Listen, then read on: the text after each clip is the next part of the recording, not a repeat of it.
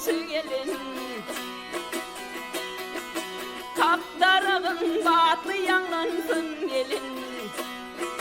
Kapdarağın batı yanlansın gelin. Tarifin her öyde dinlensin gelin.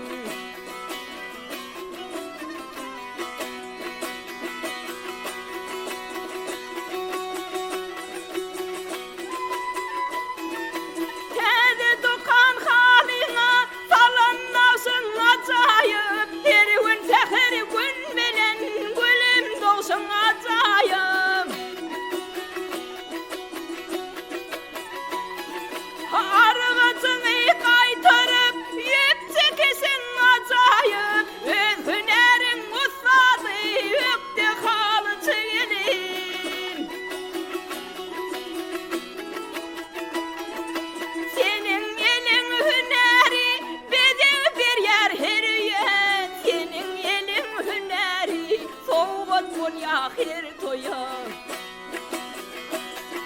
İhlas bilin yapısıyıp Bollun şöhratı iye Bollun şöhratı iye